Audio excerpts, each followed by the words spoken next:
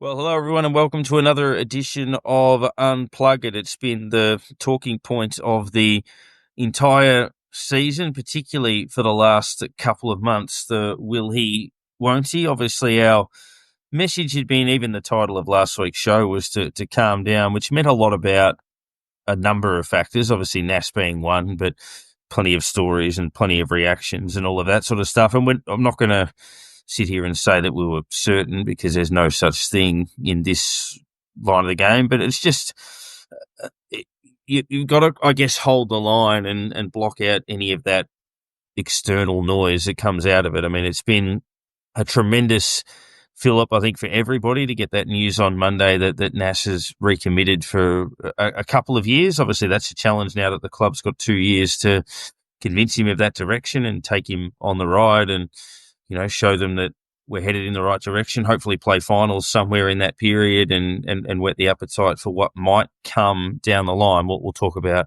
what Nash means in terms of all of that. But, the amount of speculation and innuendo from all around Australia, the amount of scuttlebutt coming from his management, I think we could say that now, and some of the back and forth, it's hard to imagine a more frustrating period than that with such a prized signature. I think I spoke when Michael was on a couple of weeks ago that you draft players of that caliber about once every 25 years or thereabouts. And for us, that's almost exactly the case. Nick Riewoldt would have been drafted 25 years ago in a couple of months. It is that sort of generational talent. And yes, you might be well compensated, and yes, there might be a windfall of draft picks. But as we said last year with Josh Battle, and this is a more extreme example of that, the Josh Battle case was, what did we say, the boat or the box? What you're hoping for is that you draft somebody of a high caliber and simply break even on where you were in the first place. And the chances of that happening are nearly impossible. So when you've got a diamond like that, then you've obviously got to move heaven and earth to keep that player. And full credit to the club, Nick, as I bring you in and welcome you back, and people will hear from your voice that you're still battling through it a little bit. But I think our board and our list management flying to Queensland when Ben Williams was on a holiday to meet him at a junior footy game, to do all of that sort of stuff, but even the sense of community. I mean, St Kilda hasn't been St Kilda's heartland for a long, long time. We know that. They've been a little bit more around the Mornington Peninsula, but, to have the Espy getting behind it and, that whole southeastern suburbs and then the euphoria amongst the supporter base. It was a great moment, and, it's not a case of I told you so, but all we did was keep the faith and hold the line, and thankfully it went the right way. Yeah, it's good to be back, by the way. I wasn't going to miss this one. It wouldn't have mattered. This is, I said on another podcast the other day that we've used this podcast as a therapy session, kind of weekly for us as Saints fans, and going through the ups and downs and the roller coaster that it is following this footy club. And so when you get a moment that's worth celebrating, you got to celebrate it. Look, I think the club has done an incredible job here. They've done everything they had to. The only thing that would have made this better is if it was a long-term contract. That's the only thing that would have made this better. Yes, it's a big number. It's a bloody big number per year when you think about it, the biggest in AFL history. However, we know that that's the way that the game has been trending. It's been heading that way for a couple of years, well, more than a couple of years. We've had $1 million players for at least a decade, if not a little bit longer. Excuse me. And at some point, we as a footy club have to do what we have to do to keep these players. We've lost players so many times because we weren't willing to pay the extra 100,000, or we weren't willing to offer the extra year, or whatever it was. And in this case, we kept pace. No, it wasn't Naz's biggest offer. We know that he had a bigger number in front of him. He had a longer contract. He had a lot of things in front of him from the two Adelaide clubs. But we kept pace. And that's what we had to do, because like we've said all along, he wanted to stay. He wanted to stay here. He wanted to be valued here. He could see the direction that the club's going in. And all we had to do was keep pace with the two South Australian clubs, even for a short a shorter contract to what we've done is we've given him a vote of confidence that you're a superstar. We love you. We don't want to lose you. We don't want you going anywhere else. And we're going to pay you overs currently. That might be unders in 2 years. I mean, we don't know where the CBA is going, where this stuff's going, but we're going to pay you overs right now. You're a 4-year player. No one in the history of the game has been paid as much as you're going to be paid next year. On the flip side, we now have 2 years to repay you. You know, we have to show you that we're going in the right direction now because we want to keep you for longer than 2 years. We want you staying past free agency. We want you staying for another decade. It's now up to us to I guess, you know, repay that faith that he's given us. Yes, it's a big number, but yes, he could have taken a lot more to go home. And now we have to show him that we are going in the right direction, that we are building something sustainable, that we are building into a competitive, you know, finals outfit, looking to win a flag in the next 4 or 5 years. It's not going to happen straight away, but I certainly think that finals has to be on the agenda next year. It has to be in the conversation that that's the goal, so that in 2027, in his last year, we're talking about top 4, top 2, that sort of step forward. And I think that we are building something into being one of those couple of clubs that has the potential to be that team that jumps from outside finals into a top 6, top 4 conversation within 12 months. You know, you bring in a couple of the talented people that we've been talking about for the last few months. You keep Naz, and he keeps going in his trajectory. The kids like, you know, Owens and Windhager and Wilson and Travalia and Tauru and whatever take another step next year.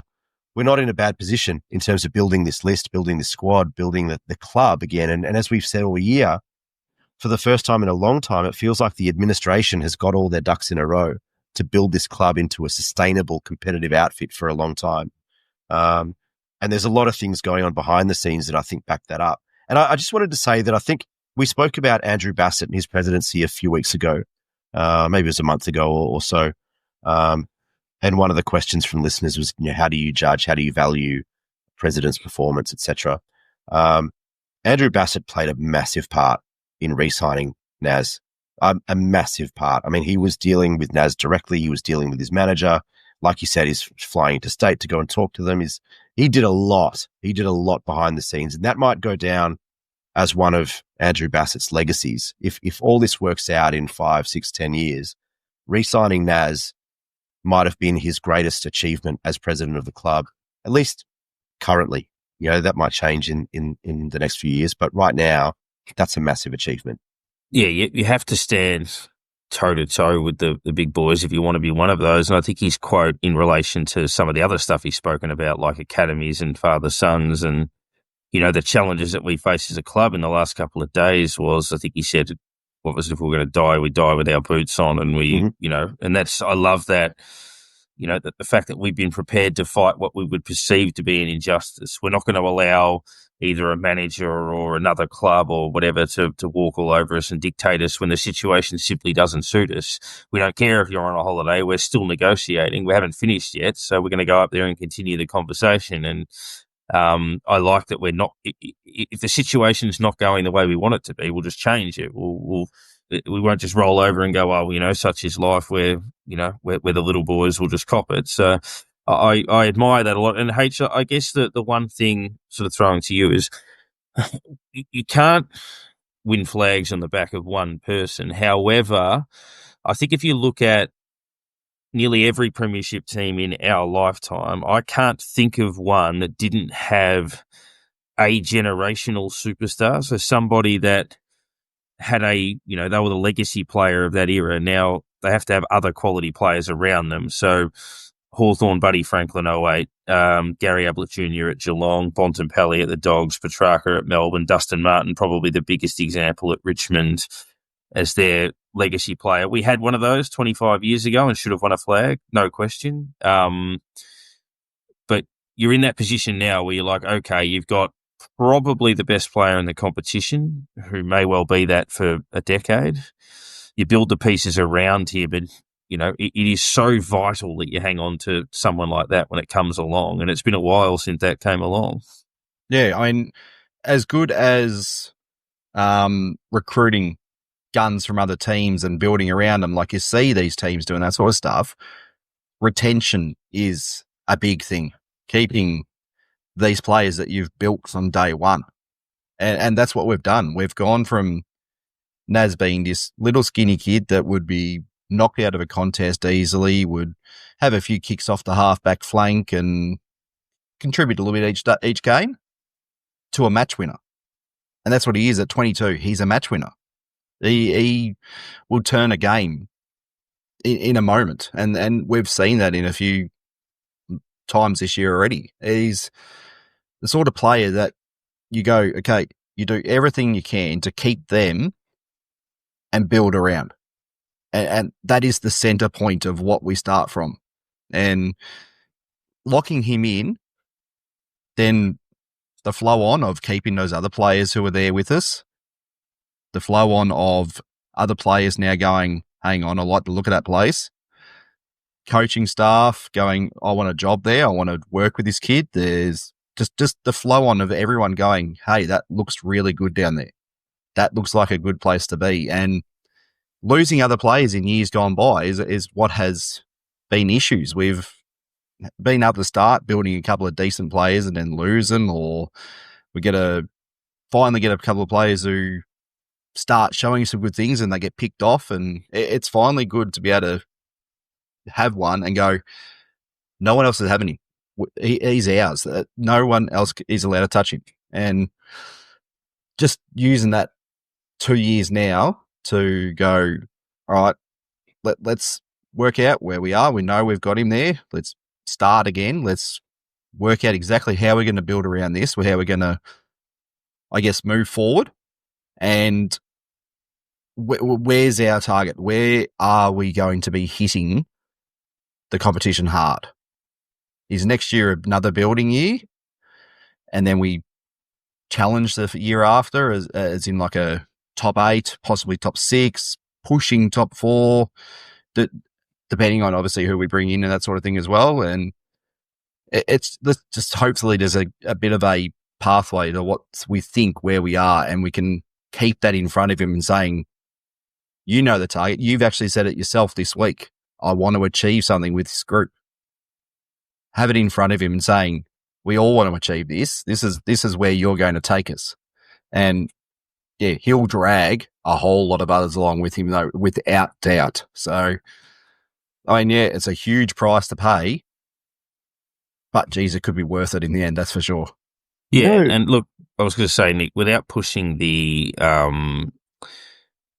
We Told You So narrative, because that's not the case. As we said, like, we all would have had doubts probably as recently as Monday morning, where it was wavering, but it was a case of, and we've spoken a lot about, it's been almost a form of media watch at times over the last few episodes, but without sort of saying where the mail comes from, you get mail that you think has some reliability to it and those that you don't. And that's the hardest part about this whole process, was trying to wade through all of that and think which one has some credibility, which one doesn't, which one stacks up to scrutiny, and which one doesn't. So all along there were aspects of it where you were, okay, senior sources at the club have been told by Wanganeen-Milera's family and things like Gather Round that he was committed to staying, by prominent family members like Terry Miller, like Gavin Wanganeen, that they encouraged him to stay.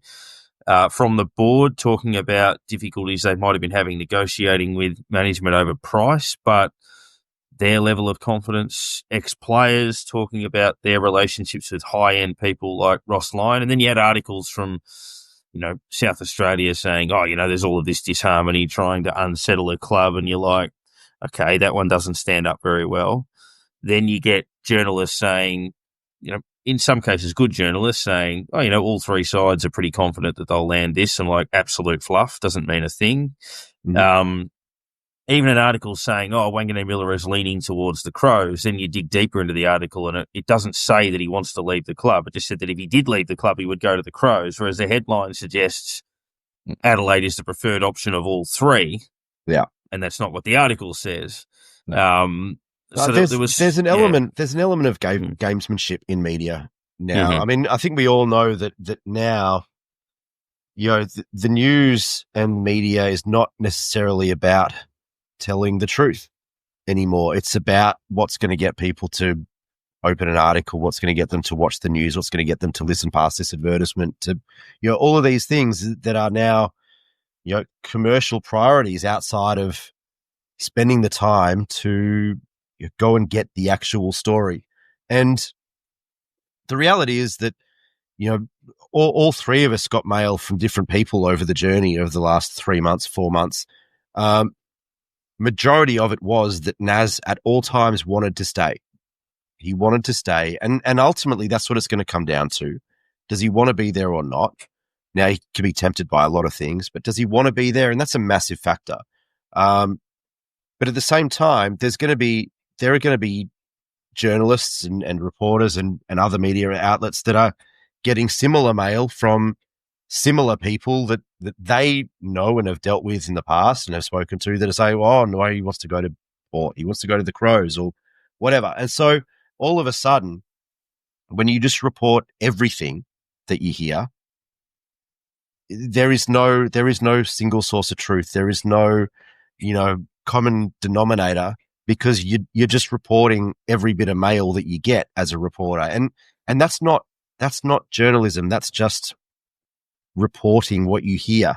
That's not doing the work. And I think that there is a change in the dynamic of media, over the last decade in that trend, in that trajectory. And so I think you have to take all of these stories with a bit of a grain of salt, unless you hear it with your own ears, you see it with your own eyes from people who are in the know. You have to take these things with a grain of salt. And everything that we heard, between the three of us, we've been doing this for 6-7 years. We've maintained contacts within the industry. Darren, you've been a journo for a long time. You've got a lot of contacts. I've built a decent network over the last decade. I think we know who we can trust and who we can't trust generally, but everything that we were hearing suggested that Nas didn't want to leave, that he wanted to stay, that he saw the value, and all of those sorts of things. And yes, there were moments, of course, when you're never quite sure, and it's never 100% until that contract is signed. And you have those moments of doubt and fear and all of those things. But like you guys said last week, take a breath, calm down, try and wade through the noise, because there is so much noise, and try and find the little diamonds, the little nuggets that are going to get you there to the truth. And then you'll get to the truth. And I was going to say the last couple of days, sort of putting that together, and you look at where they, is it one level removed or 2 levels removed, if that makes sense? So a lot of the mail that we might have been getting were people that would have had communications directly with Andrew Bassett or directly with Carl Delina, directly with Gubby Allen. Mm-hmm. Whereas I think some of these stories are, I actually spoke to Carl Delina's mechanic or Carl Delina's dentist mechanic or something like that. And it's like it's 3 times removed, saying, he said that he spoke to this guy who said this. Or were deliberately leaked by people close to management, Nas's management, with the goal, with an agenda of driving up the price. Yeah, and St Kilda genuinely believed that Nash was going to sign the contract on Thursday night or Friday of last week. Now, Jared Healy reported on Sports Day, which I believe was accurate, that there was a ripple somewhere in that on the Thursday or the Friday, which I believe was a little tinkering in terms of a pushback on the contract by management about a couple of things we're not happy with. Then, as I understand it, that's when Andrew Bassett had the heart-to-heart, for want of a better expression, with Williams on the Friday. I think then the penny dropped that they've got to get something moving. Nash was given the weekend to sort it out, comes in on Monday and signs. So I just think it reached the end of a very tedious process and over the weekend. But one thing I did find which gave me confidence was you'd get a bad text message, something like that, saying, there's been a dispute on the Friday. And for about half an hour, you're thinking, shit, they fucked it up or something. But then within about half an hour, you process it all and you're like, Still don't see how they would get the deal done. Hmm. I still don't think that's necessarily the case. Most people are still saying they think he'll stay even though there's ripples, and you still land in the same spot again. Yeah. And then it just settles itself out. So pretty much spot on. As you're saying, we've had that many people who have been in the same place as someone who works at the club or knows someone who knows someone quite important in the club and that sort of stuff. And I reckon 90% of stuff we got sent to us was, he's staying. So it was at least 90. It was all outside noise that basically was saying that he was going. There was these a lot of these articles. I mean, you say, they're leak stuff and that sort of stuff. Half of them almost feel like they were opinion pieces, not even journalism. They were just, I think he's going to leave, or there wasn't any substance behind a lot of them. It felt like at times there was just a journalist had a feeling and thought, I'm going to throw up an article. And like the whole Adelaide one the other day, there was nothing behind that. It was just, Adelaide's had a good win. I think he would go there, and that's basically how they created the article. So it's a lot of noise when not a lot was actually happening at the time. It seems like it, most of it. So it just feels like there was, I think, as we've said a few times, that there would be something there, and then something would shift, and then the gap would close, and then it would open again, and it was just a lot of toing and froing between two parties. But I don't think a lot of that really got out. There was just the general feeling that, he's trying to sign, he wants to stay, but they're just trying to find where that common ground is. And it didn't help that he turned into as I said, a match winner in the last 2 months, and he's made his price absolutely skyrocket. So, it's a great thing for him that he's turned into that player now, and then got himself the contract. But just obviously gave everyone a bit longer heartache than what it had to be. But hey, it's all done in the end, and we're the happy ones. It was glorious. I was just going to say, what I don't think can be overstated is just how important he is to us.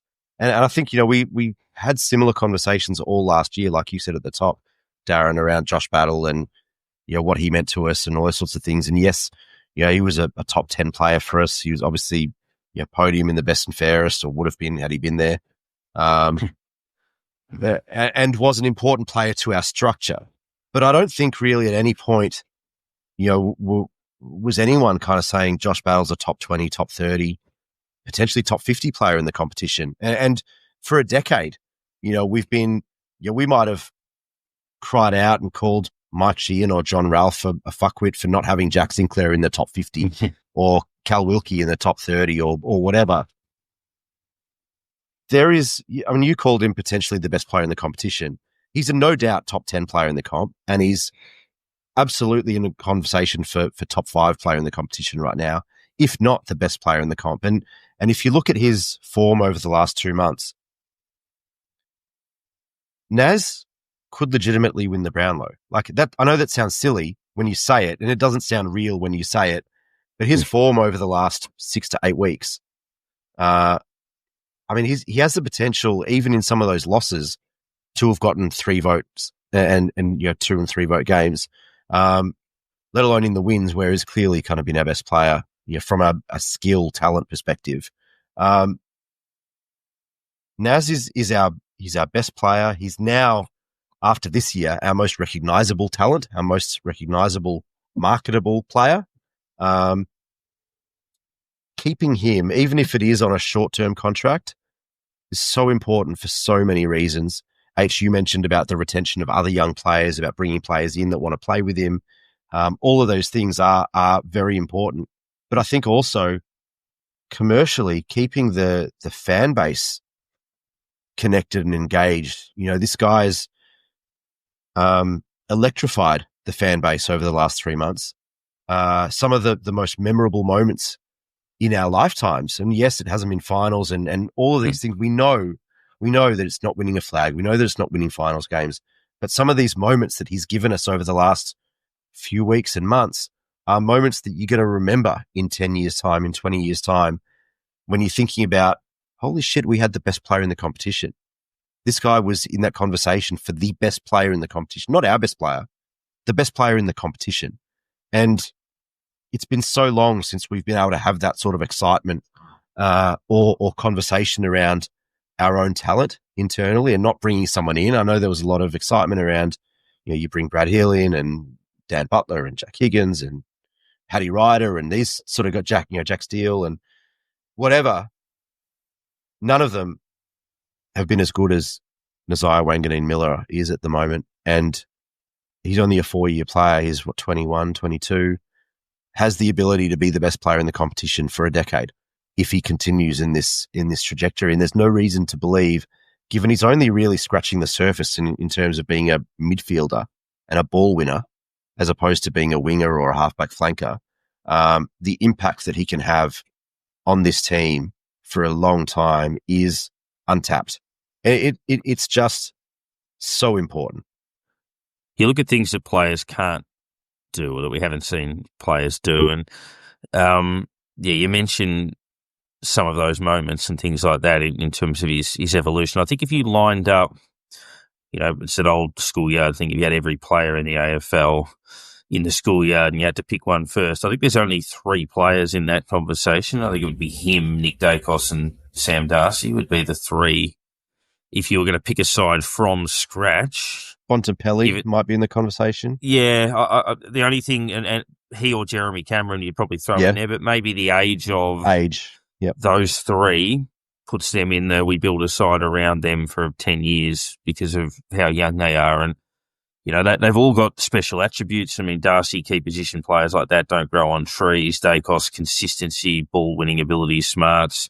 But then you got Nash, who's almost a prototype of what you'd want a footballer to look like these days. Tall, quick, skillful, can tackle, can jump, built for that. That's right. Probably, and also can handle clutch moments, wants those moments. But, and there's a couple of things that, even on the weekend, that I haven't seen St Kilda players do that, or many players do that for a very long time. He did it against North, he did it against North, and he's done it against Essendon here, where he takes possession standing still, is able to change direction on the spot, accelerate past the player who's already moving, and then put about 5 meters on them, and then actually be able to steady, and then hits a target over 50 meters. Like it's a ridiculous skill set to be able to do that.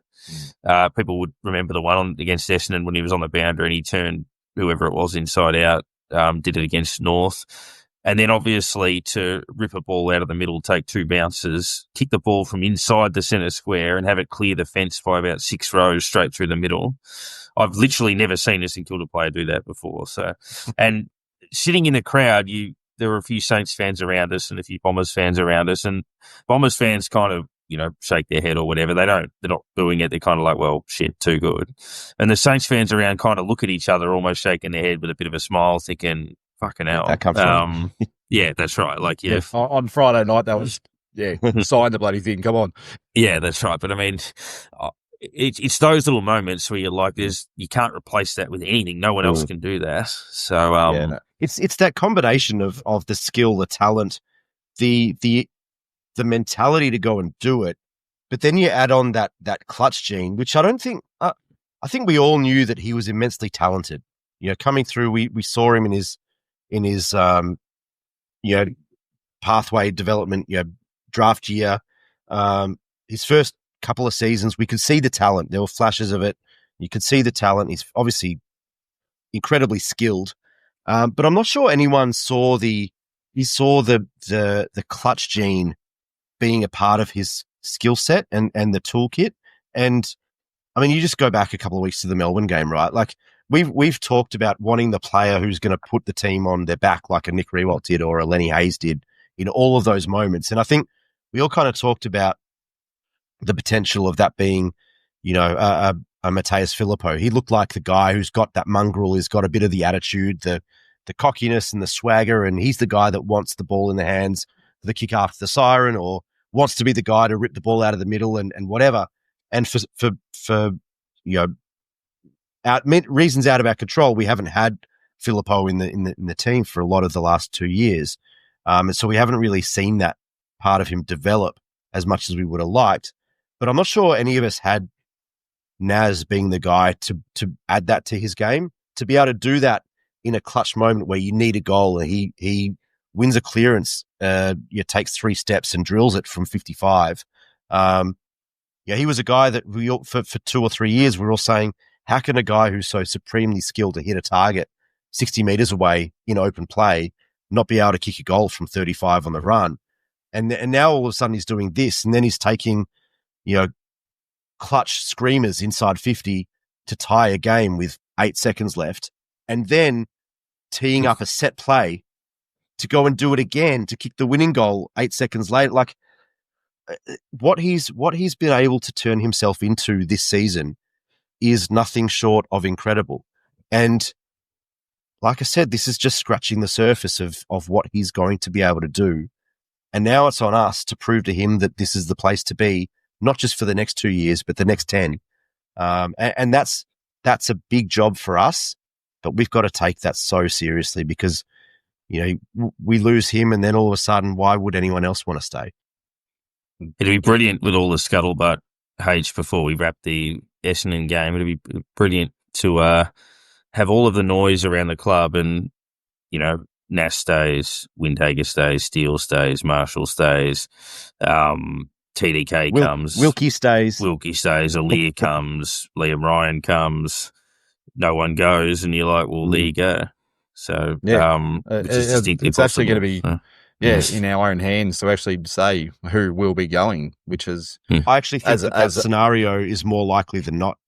Yeah. Well, it's a list management when people on the outside looking going, there's going to be some real tough decisions on players this year because if that's what happens, we keep all these players, we bring in more and go, well, unfortunately, there's probably going to be a few players who have played a handful of games at least who we're going to be saying goodbye to. Let's say sorry, but that's the part and parcel of creating a team that's actually going to be a challenger. So we, it's going to be a hard off season on a few there, but just to touch on Nick's talking there about the change in part of it for like his goal kicking and that sort of stuff. I just had a quick look. He had 615 before this year and has kicked 17-15 this year. So it gives you a big indication of just how that game has changed, how he's put that extra part of his game and tried to add as an extra piece of what he can provide to us. And it's, just another weapon that we'll be able to use over time. And hopefully it's that almost a one a game will become one and a half a game almost. And that's the kind of thing that will make him that game winner, that match winner. And it just a player that'll be dangerous to any team we play. And if he gets that assistance from the players around him as well, gets that little bit of a half block here, half block there, little bit of extra space just to hurt him. It especially when we bring back the likes of King and that sort of stuff. King's going to be loving being able to run onto these kicks because he's had balls landing at his feet, over his head, and all 5 meters that way in the time that he has played for us and has made that look not too bad. If Naz is in there just hitting him on the chest every time, we'll be able to make King look huge. And I reckon that is going to be one of the elements of next year that when he does come in, King's going to look a whole lot better. I mean, we're watching Ben up at the Gold Coast and you go, well, Max should be able to do that too. He's getting good service from his gun midfielders up there. We start doing that too, and Maxi could look just as good.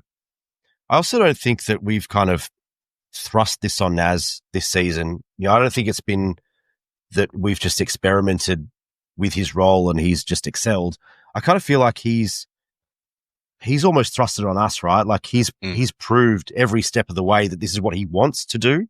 and he's been requesting more accountability, more expectation, more big moments. He wants to be the man to do it. Doesn't necessarily want the limelight. I don't think he wants. He's not the guy that wants to be, in front of the camera all the time and do the interviews and all that sort of stuff. I don't think he wants to be the face of everything, but I think he really and truly believes in himself as a footballer now. And I think that every time that, not that he's been asked to do something, but every time there's been a scenario in a game where someone has to step up, it's been him stepping up and saying, I can do this. Not the club saying, Naz, you got to go and do this. You got to change your game. You got to go and get better at this. I don't think it's that. I think it's him going, I'm going to get better and I'm going to go and do this and I'm going to go and get this and I'm going to go and make this happen. And I think that's just so important. I'm really loath to use the Messiah nickname because for so long we've had that kind of Messiah complex where we've got the player, it's the Lockett or the Harvey or the Rewalt or whatever it is, Barker and all that sort of stuff. And like you guys said, it's not about one player. One player is not going to win you a flag, but every team that gets into those positions has the guy that is kind of the talisman, that is kind of the leader of the squad, that is the most talented player, the best player, the whatever. And he has the potential to be that. And it's been a while. It's been since Rui retired that we haven't had that.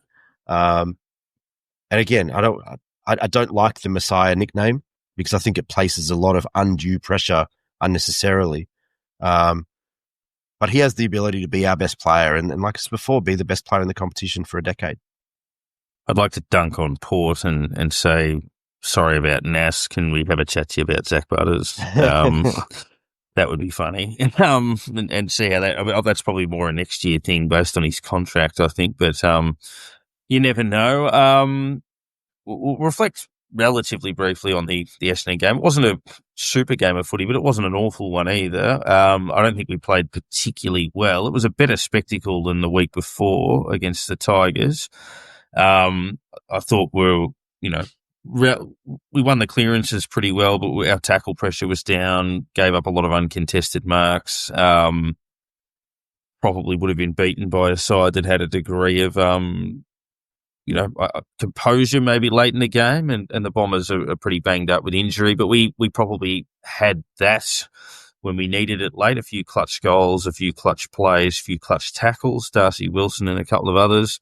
And, I'd take a win over Essendon if it was 2-1 or something like that. It was, you just want a result like that to, beat a side that's given us our fair share of grief, Nick, over the years. And 4 wins in a row, a chance to win 5 in a row to end the season.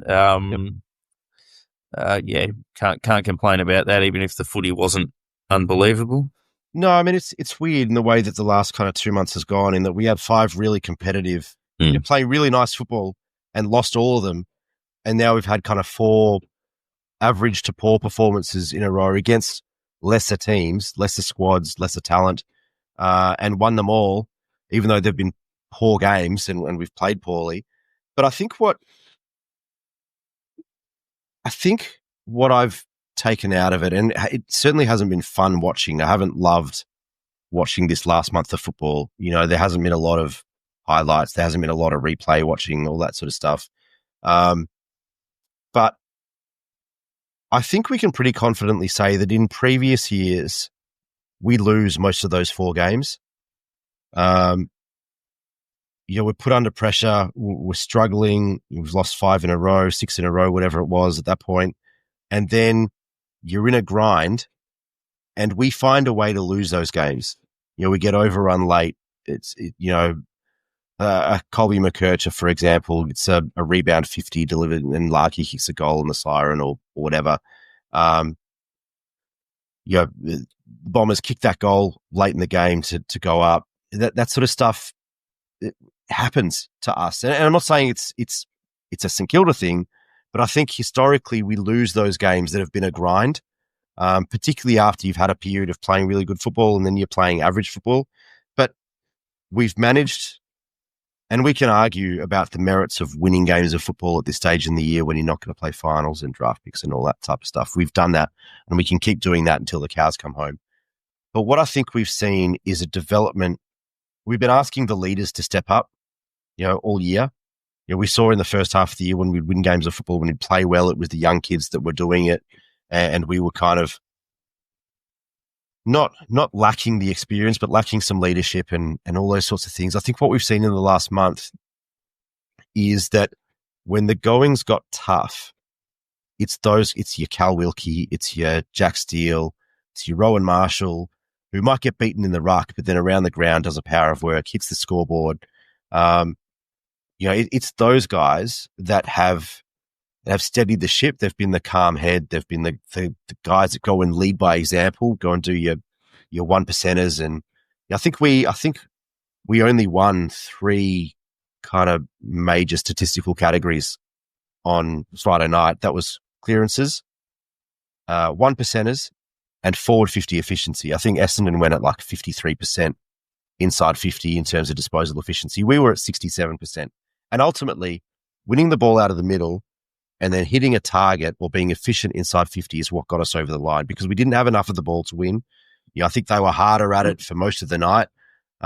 We were a step behind, but we were able to do the things, getting the ball in tight, the 1%ers, the chasing, and we got into the tackling game. Steele and Gus here and those guys were able to put defensive pressure on when it was required. But it was grinding out a game, and now it's a month of grinding out games that we would lose historically to teams that are worse than us. And I think that that's a really promising sign, especially when you talk about the culture of this team. I think we saw 5 or 6 weeks of playing good footy and losing, and you know the impact that can have on a group. That you could do all the right things and still lose. But I think what Ross is really good at is that it's not result driven. It's not outcome driven. It's process driven. You keep doing all the right things for long enough, and the results and the outcomes will come. And this last month obviously the processes haven't been great, but you keep doing the things that you need to do to win games of footy. And missing a lot of players, you get dragged down to the level of some of those lower teams, the teams that are below you on the ladder, teams that are missing a lot of guys, teams that are lacking in talent, lacking in experience or whatever, and you get pulled into these slogs. And we've been known to do it when we're a bad team. We've been known to do it, whether it was at Moorabbin or Waverley or Telstra Dome. We've been known to do that to other teams too, to pull them down to our level, to give us a chance. And teams have been doing that to us. They know that we have the ability to beat them on the outside. And so you take away those lanes, you take away the running ability, and you make it a slog. And historically, we lose every one of these 4 games of the last month.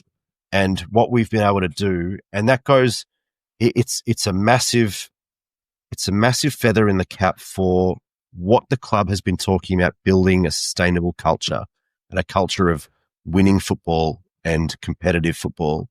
And it's what we've wanted to see. Like, we've been talking about this for years, wanting to win those games. We'll go out and have an incredible win against Geelong, right, and beat them by 6 goals, and then we'll go and lose to North.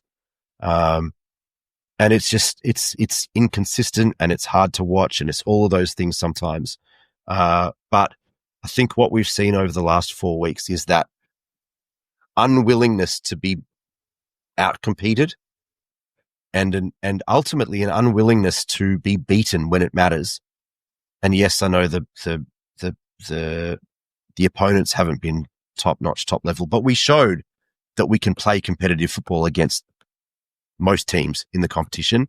What we had to show was that we can win it when the going gets tough, and that's what we've shown in the last month.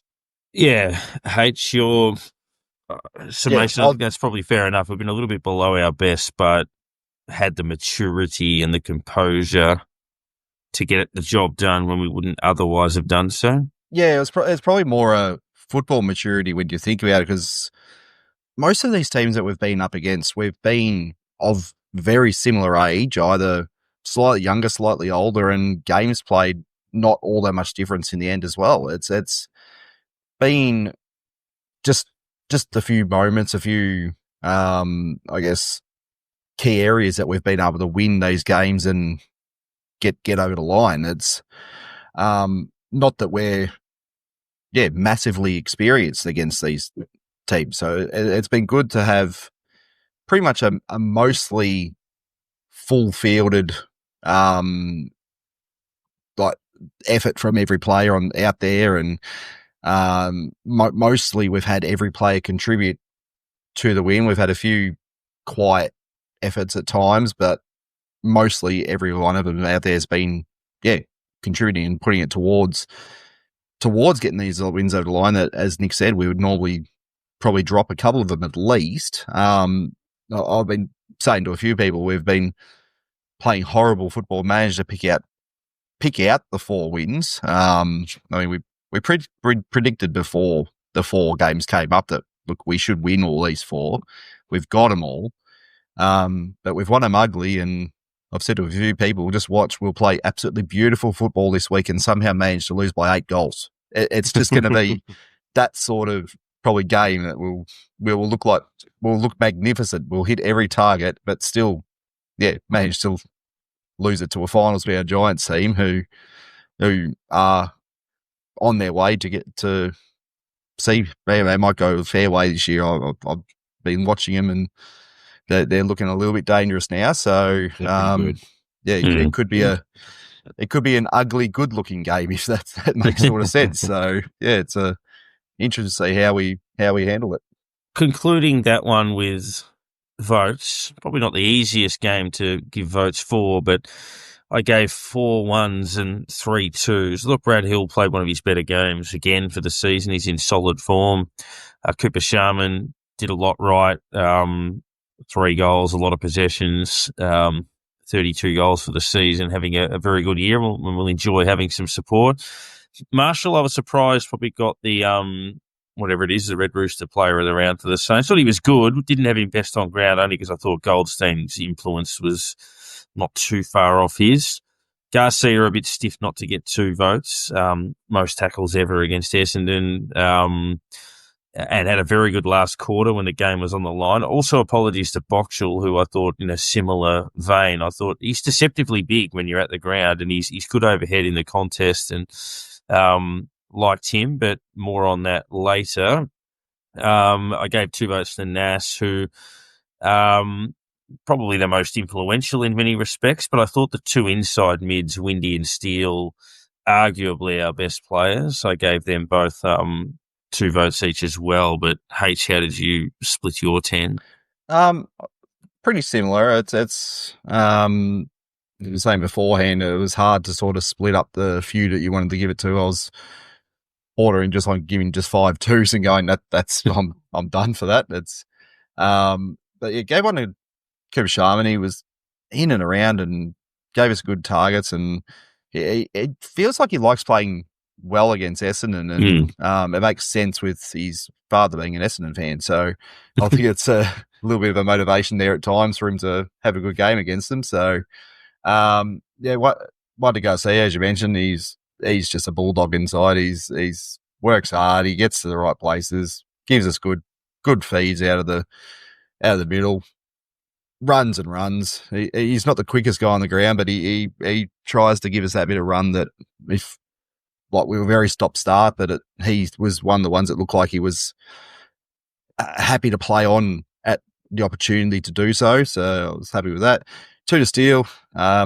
He's finishing the season off well. Been happy with what he's been providing the team, and just leading the way. Whether we're talking about next year, whether he's going to still be in that position, and we'll be interested to see whether that takes a little bit of a chained off his ankle and lets him a bit more free next year, maybe if he does decide to hand over or not. But is in good form, hopefully heading into next season now.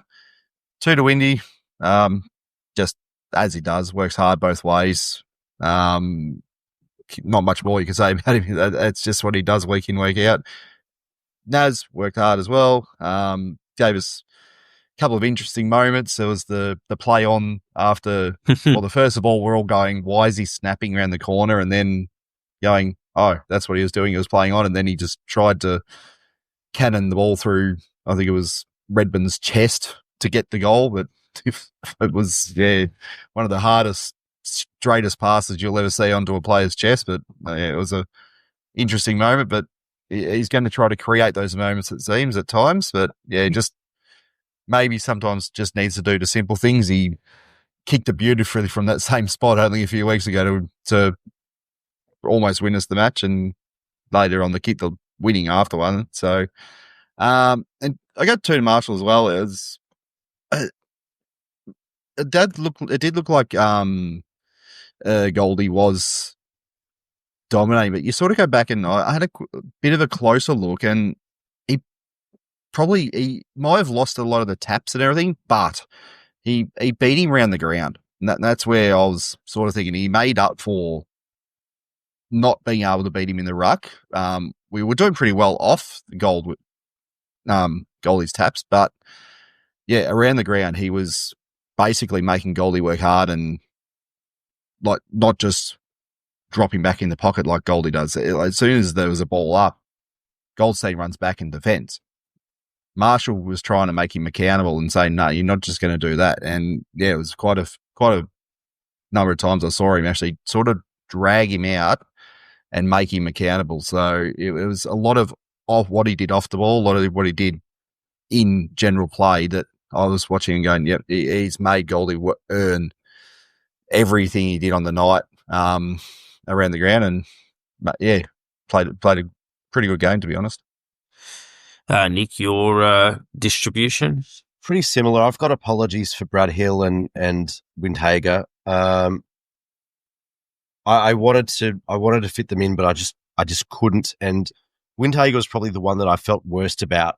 But maybe that comes down to some influenza adult brain cells. But I gave one to Marshall. I thought both of you guys are right. I thought that Goldstein dominated him at the ruck contest, but then Marshall did what he does, which is win it at ground level.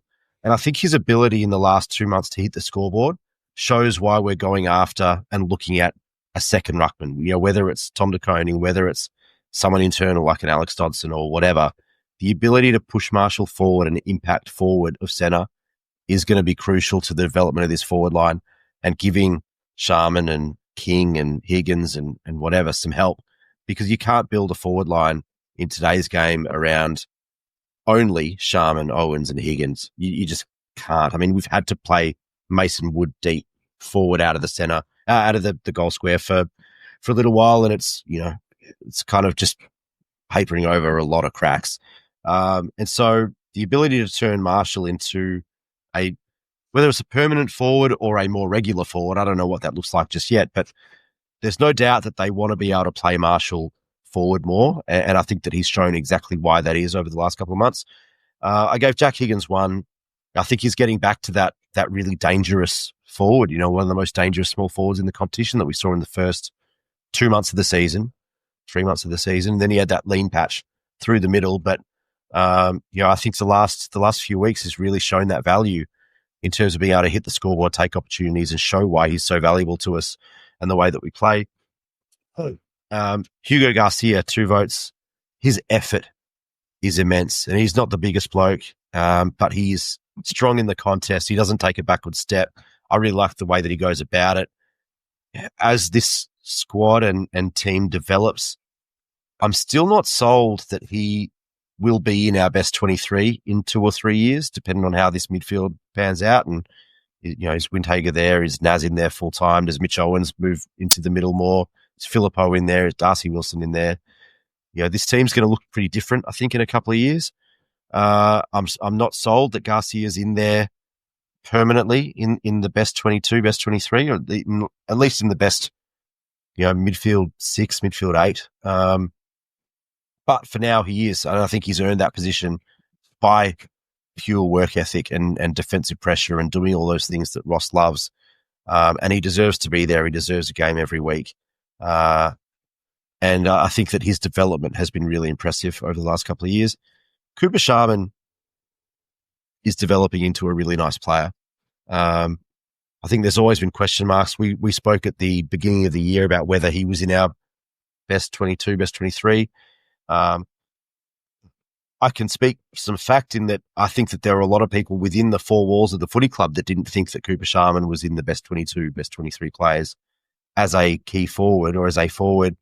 There were questions about his work ethic, about his running patterns, about whether he was strong enough in the contest, strong enough in the marking contest, when he didn't have a run and jump at it. I don't think anyone questioned his kicking ability. He's a beautiful kick of the ball, but whether he had it in him to be a key forward, and he's kind of been thrust into that role, with King missing the season, with Membry out, and he's kind of had to be the number one forward this year.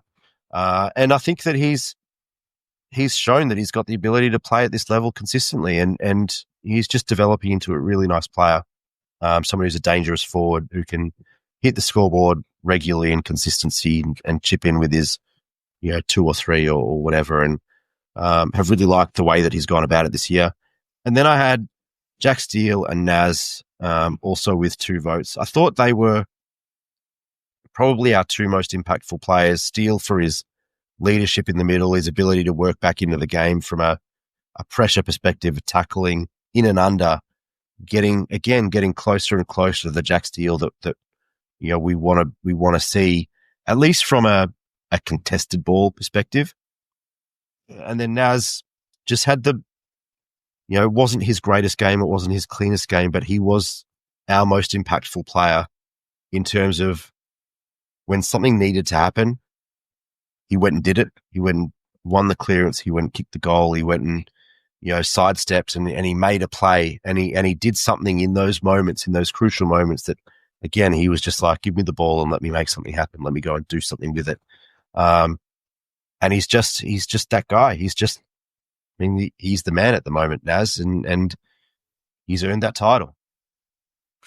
He has, and undeniably so, keeping the floor going with a award that's probably beyond his reach, I would say. There wouldn't be many of those, but he's not going to win the Jason Blake too many times. Your nomination for that one, Nick? The Jason Blake, I just spoke about Cooper Sharman and his development. I don't think he's gotten the credit that he deserves. I think there's still a lot of criticism thrown at him. He's not a number one forward. He's not a key forward.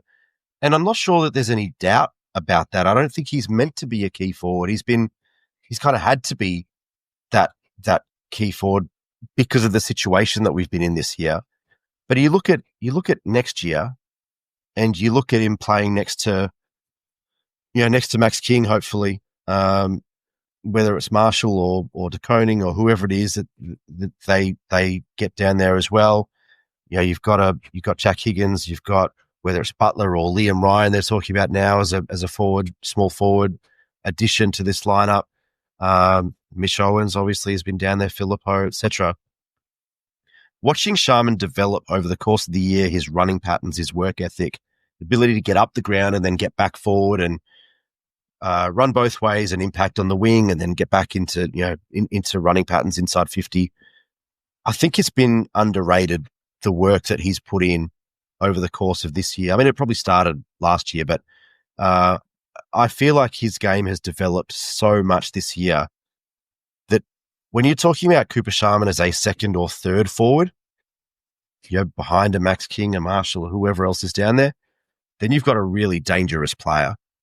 He's not big enough to be a number one forward. We know that he's not quite strong enough. He doesn't have the aerobic capacity like a Jeremy Cameron or a Richo or a Nick Riewoldt to go up onto the wing and be that guy either. But he's got a really dangerous ability to be a super third forward, where he's going to be better than most third defenders in most teams. He's a beautiful kick of the ball. He's got great hands. And all of a sudden you put him in those situations where he's not coming up against all Australian fullbacks and centre half backs and those sorts of things, then I think that we're in a pretty good spot down forward. And this is about development. This year has all been about development and working out who can play what roles. And I think Cooper Sharman has been a key developer over the course of this season. And I'm really looking forward now to seeing what he can do in a more efficient, a more effective, less dysfunctional forward line moving forward. Spot on, I think. H, your shout for the Jason Blake?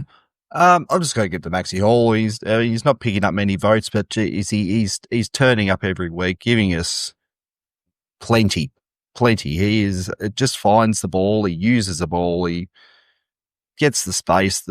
He reads the play really well. He's actually like a genuine footballer. He's not nothing flashy, nothing like doesn't stand out above many other players on the team or anything, but he just works and works and works, and he's been so impressive this year. It's great to have just found a diamond in the rough and given him a shot, and it's paid absolutely dividends for us this year. So if he can just continue on as that, I guess, almost fifth midfielder, sort of just running like wherever he can pop up and help out, and it's just a little bonus we kind of have out there at times, and it'd be great to just see him, continue on and come back next year and keep going, get even bigger than what he's doing for us right now. And because I feel as good as he's looked, feels like there's still improvement in his game. He's obviously a mature recruit, but I still feel like he has plenty to learn, and he'll definitely take it on and keep going. I've gone with Hugh Boxall, who I mentioned as an apology for his votes. Good size, stands up well in the contest. It's bigger than I thought he was when you watch him in person. Took a few contested marks.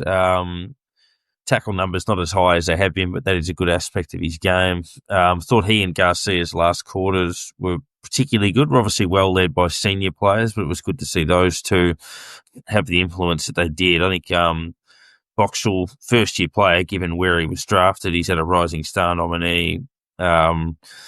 He's had, more than adequate start to his AFL career. So, keen to see how he tracks along. In terms of the Shannon Knoll Award, I've gone with it. It's probably a little bit harsh here because I think he's showing some positive signs, but Alex Taru, just in regards to probably decision-making or maybe thinking that he has more time than he does. A couple of times he'll change direction, or he'll opt to go inboard when there's traffic there and get caught and things like that. He reads the play extremely well in the air, courageous, can play at both ends of the ground. I think he's going to be fine. Probably just needs to realise that AFL footy is pretty fast. That would probably be the one piece of advice there. H, your Shannon Knoll? It's more what I just want to see this week. Mateus has had 2 games now he's played pretty well 70% game time in both those games, and he's only had 4 touches and 3 touches. He just hasn't been able to get into the game, it seems. He's there, but not there, if that makes sense. So I just want to see him have a bit of impact in this last game this year, have a bit of have a real dip at it and finish strong. If we go out there and he has another 4, 5, 6 touches on the weekend, doesn't have any impact, you sort of think, well, he's tailed off after the start he's had earlier in the year. I mean, he's got injured and that sort of stuff, and it's taken a little bit of time to get back into it. But it's been 2 games now. If he's out there, you're fit. Let's have a good go this week, and hopefully, he gets 15, kicks a couple of goals or something, and it's just I just want to see a good return, because I don't want him going into the off season being down and not getting much of the footy. Yeah, I think it's a big one for him to finish. Nick, yours? Probably a little bit harsh, because this is a guy that I love. I love watching him play, and I don't think that this is his best position, but we are crying out for small lockdown defenders, particularly without Jimmy Webster for key moments this season. I don't know whether Jimmy's going to get another run next season. There's a little bit of the feeling of potentially a farewell game this week for Jimmy Webster. I don't know if that's true. I've had zero mail about that. I have no idea whether Jimmy Webster will be on our list or not next year. I'd like to think so, because I think we are lacking depth at kind of small defender role. Without Webster, Liam Stocker's kind of been pushed into that role. I don't think it's his best position, but when he is in that role, he just needs to be able to break even more often. And I think that, he's a guy who's strong. He's competitive. He's got a strong core. He's certainly not weak. He's competitive. He's powerful, but he just has to break even in some of those contests more often. I feel like he gets beaten too many times in a few of those one-on-ones by small forwards. And if we do think that he is kind of the future at that kind of back pocket, small defender, lockdown kind of guy, then he has to get better at that. I'm not sure that is his best role. I don't think it is, but if that's the way that we're going, then he's going to have a big off season in terms of his positioning, his work rate, and his ability to lock down on those guys, because he's not it at the moment. I think that's a fair summation. He's, probably in that similar boat in terms of consistency with decision making and other bits and pieces as well. It does come to an end this weekend against the Giants. We somewhat inexplicably shooting for 5 in a row. The result doesn't matter outside of, that it always matters, but I did read a stat. I don't even know how I feel about this stat, but apparently this decade, so 2020 and on, only Brisbane and Geelong have won 10 games in every season. We've won at least 10 in every season, and we're on 9 at the moment. So it probably points to our consistency. It's a relatively meaningless stat, but, a double-figure win status. You would argue that shows you've been in no man's land to a degree, but, it's something, at least in terms of you consistently able to at least stay in the fight for long periods of time. But, this result doesn't define that or anything. Giants playing for their season. Last couple of weeks, they've looked pretty sharp. Really, since the Bulldogs belted them at Marvel a few weeks ago, they've kind of hit their straps a bit. Clearly going to be a tough game given what they've got on the line. You would think that we'd be pretty keen. What I hope happens, Nick, is that we're not trying to obviously play dour at times, but I would hope that they break the shackles a bit and say, look, they're an attacking side. They can score heavily, go into summer, with a bit of positivity, attack the game. It's your best chance of winning it, probably. You can't sit back and ship it around. They'll get you. They've got you the last few times doing that. Yep. Take them on, roll the dice, see what happens. If you lose 110 to 140, same as losing 60 to 90. So you might as well. I would hope that they would, have a bit of a shootout style way to finish. I've no idea what we're going to do. I agree in that the result is essentially meaningless. The reason I want to win this one is there's a bit of that feeling of 0203 about this team now, the development of the kids, that the re-injection of talent. And we can all, we've said it before, we can talk about, wanting pick 5 as opposed to pick 11, until the cows come home. But building that winning culture that we've spoken about for a while, and that sustainability of winning games of football and getting that mentality into the squad, and them wanting that feeling week after week, them going out, at the first siren, hitting that first contest like they're unbeatable and they're going to win every week. We want that mentality in them. We want them going out thinking they want to be singing the song at the end of the game and end of the night. And you want to finish the season in a positive way, because I think that leads into an off season and a pre-season of hope and optimism and confidence. And that's what I think we've lacked for a while, is just that confidence of, we're good enough. And I think that can go a long way. That can go a really long way. In terms of the draft stuff, outside of the top 10, Filippo was a pick 10. Nas was pick 11. Owens and Windhager. Yes, they're academy, but every other club passed on them at least once. I think every club passed on Windhager twice. So we didn't pick them up because they were academy. We didn't have the advantage. We didn't pick them up. We didn't have the benefit of the academy with those guys. We picked them up past the cutoff. And I think we've shown over the last 4 years we have the ability to find talent, whatever pick we have. Hugo Garcia, Hugh Boxall, are testament to that so far. That I think if we can finish a season with 5 in a row, then it gives these kids just this little taste of what a preseason of hope and optimism and confidence and all of those things, expectation feels like. And then you go into 2026, with another, let's say, top 15 pick. And ideally we're coming in with talent like a Travalia and Tauru and those guys and Naz and Windhager, et cetera, who have gone on to become key parts of this squad. You bring in a Tom de Koning, Lee Kalir, or Liam Ryan, whoever it is, there'll probably be other names bandied about the next 2 months as well. Who knows what this squad looks like, but what we want is this group to have that winning feeling and to have that mentality of going in wanting to win every game. They don't care about draft picks. They don't care about whether we have pick 6 or pick 12 or whatever. And I don't want them to worry about that stuff. I want them to worry about winning games of football. So that's the reason I want to win this game. I think there is the capacity that we get belted. There is that possibility. We've had 4 really tough competitive grinds in a row. The Giants are a really good football team, and it's possible that we are buggered at this stage. We have essentially nothing to play for. They have everything to play for. Going to finals on a high, all those sorts of things. They're one of the premiership favourites, or should be. There is the capacity that we get belted, and if it is, it is. But like you said, Darren, I would love us to come out there and try and play football and not try and drag them down to a lower level. But let's try and play football against them and see what we've got one more time.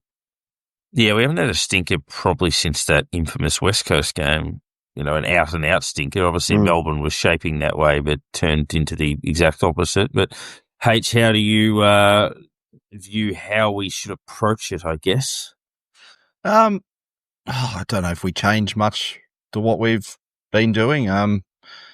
The side that's in there at the moment is probably the one that we go in with, unless we want to take a full young team up or something, just to have that travel experience, to have that, I guess,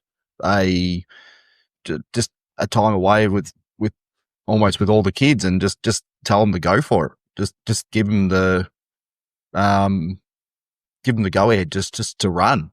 And I'd like to see a bit more of that this week, because we've sort of stepped away from that kind of gameplay a little bit. We've been a bit stop start for the last few weeks. I'd like to see us just run and gun a bit more.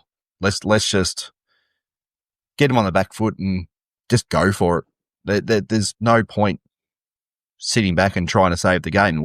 There's nothing in it for us to do that this week. Let's just play on. Let's just run. Let's give them a bit of a scare and hit them early. So it'd be nice just to be able to sit back and watch some good football. I don't want to see it being one of those dour slogs again that we've had for a couple of weeks now, but yeah, it's be a nice one just to finish off some nice looking football, play some good football. I mean, if we win by a point or lose by 8 goals, as long as we've played well, you sort of go, well, that's great end of the season. We look good and we've had a good run home, and let's get ready to attack next year. And, of course, before we wrap it up, the AFLW season did start. Footy is going to roll on through the next couple of months. And I think they're in their 7th season, the girls, thereabouts. Started in the COVID year, I reckon, which was cut short in 2020. Probably their most significant win. I know a couple of years ago they thumped Brisbane at Moorabbin the year Brisbane won the flag, and it looked like that was setting us up to play finals when we just missed out on percentage. But to beat the Crows, who we've never beaten, and they've been a perennial powerhouse, and to beat them convincingly, I know Adelaide had some good statistical numbers in the game with inside 50s and things like that, but never trailed. I think maybe a point down early, but answered every challenge, didn't look like conceding goals in the second half, and fitting that the captain kicks a goal after the siren to extend it out, Nick. But I thought they were really sharp, and that's a good sign. They were really sharp. I mean, I thought it was our best performance as a club probably in the history. They were hard at it. I think you could tell that there was a different game plan. You could tell that they knew what they were doing in terms of what they were trying to do with the ball, their own, I guess, individual and zonal positioning. This is a really important year for this club. I mean, I think that if we don't make finals, I think Dale's role is in serious jeopardy. But I think that they look like a different team. They look like a different team. I know it's only round one, but they look like they were a serious football team. The skills were a lot better. Their competitiveness and attack on the ball, attack on the contest has always been good, but I thought it was another step up. And just the game plan and the strategy, I don't know, the delivery and the execution of a game plan. You know, Dale's talked about it over the last couple of years, what he wants to do and what we're trying to do, what we're trying to build. And it looked like really for the first time across essentially a full game that they put that plan into action. Quick ball movement, direct. And then on the flip side, on defense, really hard competitive efforts, 1%ers, chasing, tackling, getting a fist in, all of those little things on the defensive end. And I thought that they performed really, really strongly. And that's a really good Crows team. It was very, very promising. H, your view on what is a really good start. Obviously, they've got to push on from there, but given the way they finished last season, it was important to get out of the blocks like this. Yeah, I was able to watch most of it, actually. I was had a few things to do while I was Sunday afternoon and had it on and took my attention away a lot of the time, actually. It was actually not too bad to watch. It was good that we're in the game. That's basically what we're sort of thinking of. There was a lot of, Adelaide should towel us up pretty easily and that sort of stuff, and it was a bit like, oh yeah, we'll have a little look and see how it goes. But yeah, they controlled the game, and I think a lot of it's come down to that we're starting to get a lot of these, I guess they've beat, you could call them almost full-time footballers that are the girls who have played right through from their junior years, that sort of thing, that you got a lot of these players still around who have taken up football again at the later age, and they don't quite have that skill set that you sort of see coming through in these younger ones who have played every year since they've been bottom age juniors and that sort of thing. And it was those younger ones who seemed to have the skill and ability and that sort of thing that led the way. They just have that ability to break a game open a little bit, it looked like, and hit those kicks that a lot of the players might struggle with at times, that sort of thing. So we're seeing what looks to be a bit of a transition in the game at the moment, getting more and more of these players who have played only AFL or Australian rules football throughout their junior years, and it's starting to become a lot more attractive game. And yeah, it's great to obviously get that first one up, especially on a team that's been so dominant over all these years already. I just want to make sure that we finish on a high, and I just want to, I guess, remind both of you and the listeners that Nasiah Wanganeen-Milera, top 5 player in the competition, potentially the best player in the competition right now, just re-signed with us for 2 more years on the biggest contract in AFL history. So let's get it. Let's have a good weekend and enjoy it, because this stuff doesn't happen very often to us. No, I think that's spot on. That's the main talking point out of the week. I mean, the only potential for changes would be whether Keelis pushes Dodson out, or they have another look at Dodson. Carroll played well, but Collard was a sub who actually thought, for all these criticism, I thought he was lively in the last quarter, aggressive and a bit more energy, which was good. So whether there'd be no reason to drop him off that, even if there wasn't necessarily reason to pick him before that, if that makes sense. Webster.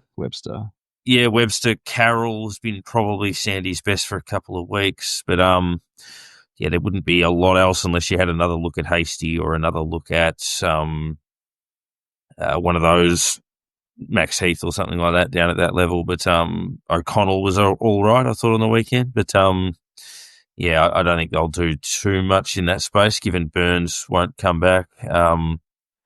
Yeah, so it'll be very similar. One, maybe two changes. I'll pick an extended squad 'cause it's a Sunday game. So we'll see which way they do land. But yeah, it's been a heck of a week and been really lively on the socials, obviously, with all of the stuff around NAS. And, I think the club's handled that really well with how they did it with, Brad Hill's daughter, Harriet, and, just the way they announced all of that, and then Ross doing the media round. So it's a positive week. And obviously you walk outside and it smells like spring, it smells like finals, and you want to be playing in that. So it's annoying that you're not. But, these are obviously good feelings that set you up for hopefully those sort of stints in the future. So we look forward to that, and go Saints.